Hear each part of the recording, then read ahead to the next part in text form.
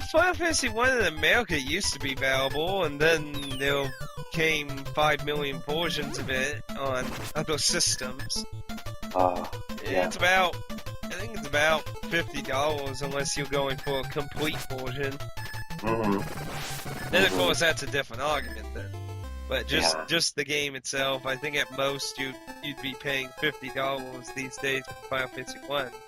Now 2 and 3 would be a different argument. When I buy, I want to have the original box and the original manual. That's basically what makes. How to say? Just the cartridge is so just the cartridge. Yeah. No. It's nicer to have all the artwork and stuff. And like, that game I told you I just got, which is actually why I'm playing for this.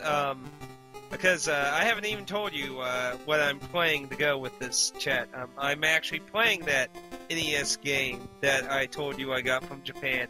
And like, looking at the booklet here, stopping the gameplay dead in its tracks, sorry for anyone watching that. The booklet, I can't wait to do my first impressions and show this booklet off. It is all color, tons of artwork, and color everywhere. Like, the only fucking black is the text and shit. It's just loaded with color and charm. It really reminds me of a lot of the old Dragon Quest booklets where it shows a lot of the equipment, different characters like Eldrick and shit walking around. It's like, look at that sword! Yeah, and the new... one of those latest videos of yours, you showed another unboxing of a game with also one small A4 paper folded into a Nintendo 3DS box. There you have... What was that? I do not remember which game, but the hell it's so... Yeah, I don't remember what that was. Oh dear, what was it? It wasn't Soul Hackers, because I always showed that off with one page. What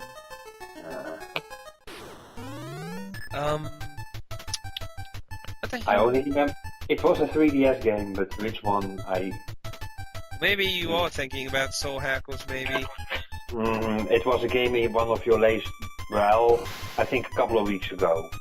Yeah, because I'd say recently I haven't gotten a new 3DS game. When I think about it, I think it was Dragon's Dogma in my recent one, where it has no booklet, I think. But and what's that latest SMT games on the 3DS? What kind of game is that? That's all or Devil something? Soul the Soul Hacker one, you say? Yeah. What kind of game is that? Is it a dungeon? Oh, you didn't know it's part of the Shimotensei series? I have no clue what the original SMT games are. Dungeon crawlers? That one, I did a Forced Impressions video if you want to watch that. Basically, it's a... On your Atticus? On your Atticus account? Yeah, the Forced Impressions are being on my main channel. Okay, then I have to check it. But please tell me, what kind of game is it? I'd say it follows more in the tradition of the older games, because I don't think Persona 1 existed quite yet at that time. I really do think it follows the original series a lot closer.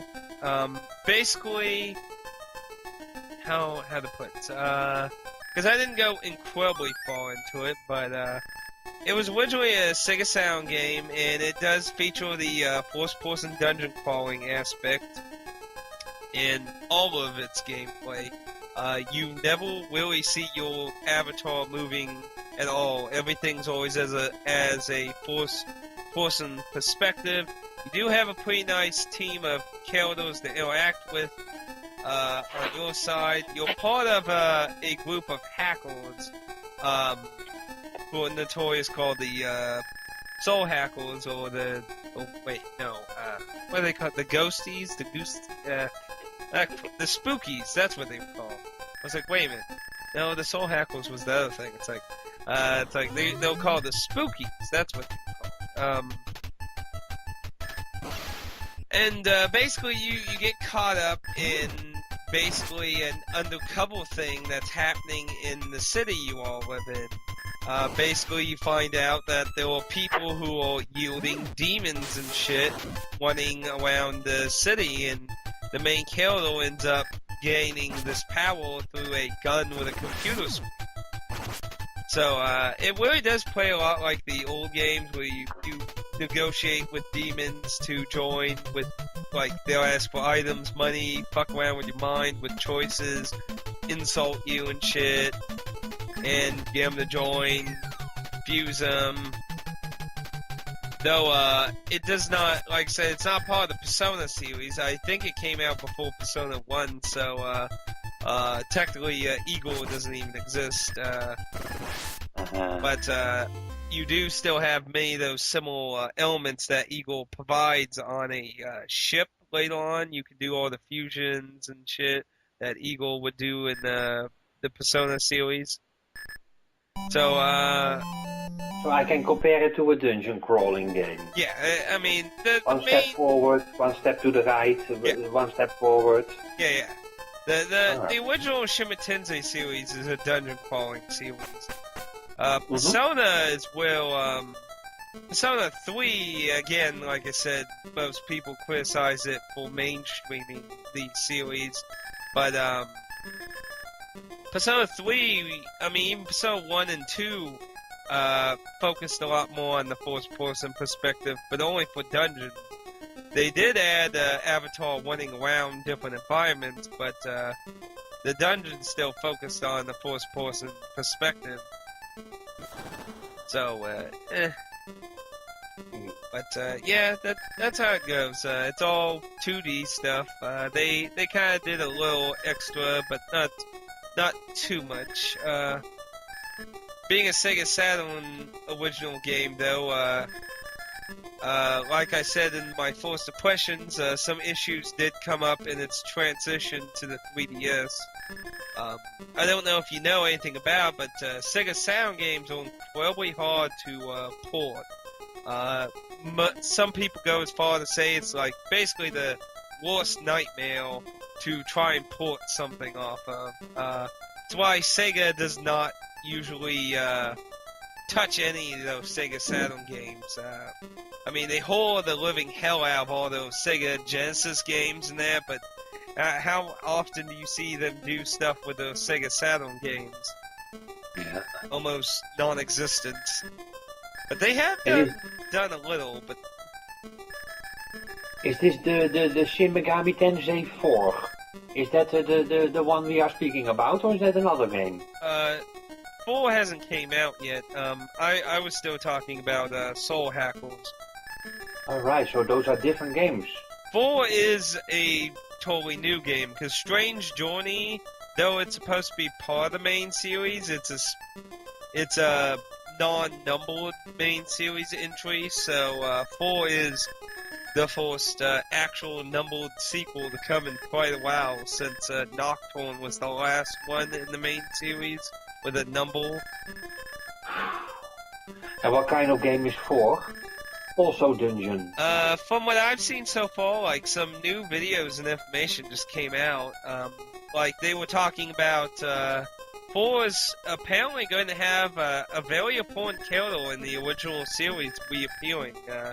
In the very first game back on the Super NES, by first game I mean when Atlas made it, not the 2 that was with Bandai Namco at the time, not the 2 NES Namco ones is not what I'm referring to as first, but the first Atlas, when Atlas bought the rights to it all.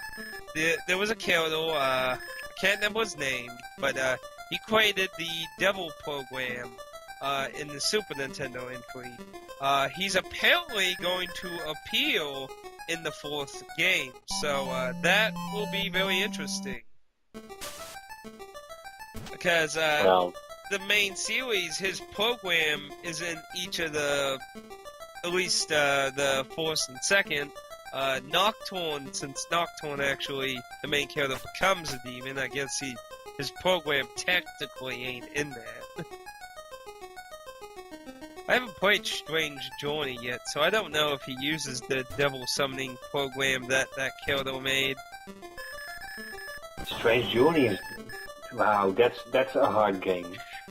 Yeah, the original series is pretty freaking hard. Oof. I was lucky to find, because the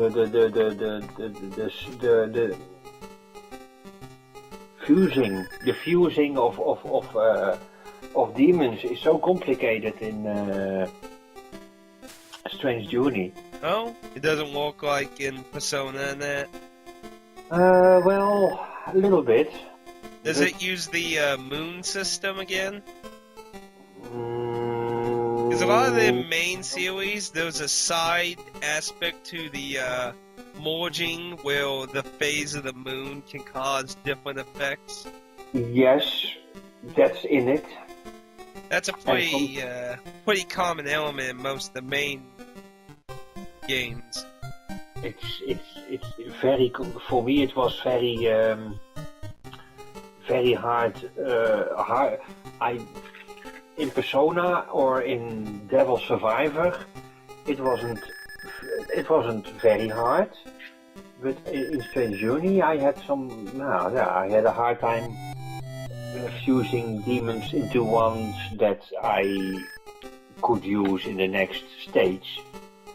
So for Strange Journey, I had to read on the website some passwords for fused demons. So you can put in a password and you get the demons for the next stage. Yeah, because the moon phase can do many different things. They can cause it to fail and change into something else. Different evolutions of fusion can happen from the moon phase.